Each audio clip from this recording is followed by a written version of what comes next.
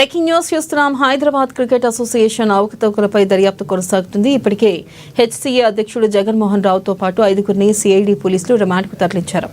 మరో నిందితుడు దేవరాజ్ కోసం ప్రత్యేక బృందాలతో గాలిస్తున్నారు. నిందితులను 10 రోజుల పాటు కస్టడీకి ఇవ్వాలని మల్కాజ్గిరి కోర్టులో సిఐడి పోలీసులు పిటిషన్ వేశారు. ఇవాళ నిందితుల కస్టడీపై కోర్టు విచారించనుంది.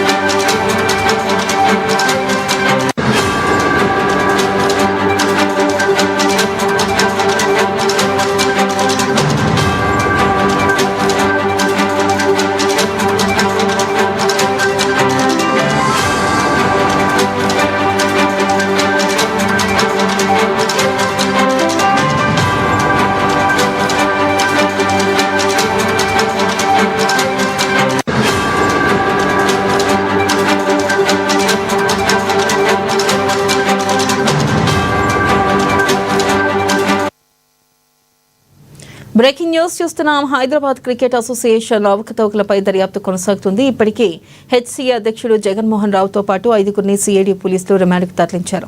మరో నిందితుడు దేవరాజ్ కోసం ప్రత్యేక బృందాలతో గాలిస్తున్నారు.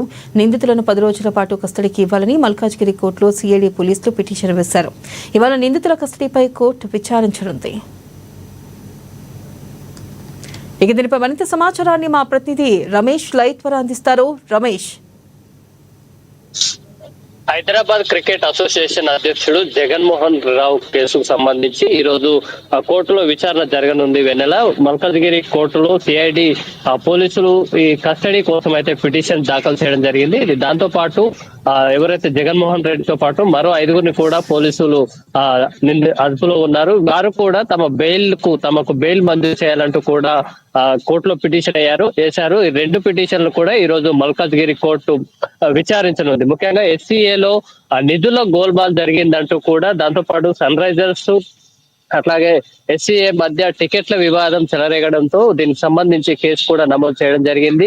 జగన్మోహన్ రావు ఎవరైతే ఉన్నారో ఆయన అర్హత లేకపోయినా కూడా ఎస్సీఏ అధ్యక్షుడిగా కొనసాగారు. అంతకు ముందు ఏదో ఒక సంఘంలో, ఏదైతే స్పోర్ట్స్ సంఘంలో సభ్యుడిగా ఉన్న వారికే ఎస్సీఏలో సభ్యుడిగా కొనసాగేందుకు అవకాశం ఉంటుంది. కానీ ఆయన ఫేక్ డాక్యుమెంట్స్ సృష్టించి ఎస్సీఏ అధ్యక్షుడిగా ఎన్నికయ్యారంటూ కూడా ఆరోపణలు వచ్చాయి. దీనికి సంబంధించి ఎస్సీఏ అధ్యక్షుడిగా ఉన్న తర్వాత పెద్ద ఎత్తున డబ్బుల గోల్మాల్ జరిగినట్టుగా కూడా ఆరోపణలు ఉన్న నేపథ్యంలో ఈ కేసుకు సంబంధించి ఇటు ఈడీతో పాటు సిఐడి కూడా ఈ కేసును అయితే దర్యాప్తు చేస్తున్నటువంటి పరిస్థితి ఉంది. ఈ నేపథ్యంలో జగన్మోహన్ రావుతో పాటు మరో 5గురిని సిఐడి పోలీసులు అదుపులోకి తీసుకోగా మరొక నిందితుడు దేవరాజు ప్రస్తుతం పరారీలో ఉన్నట్టుగా కూడా చెప్తున్నారు.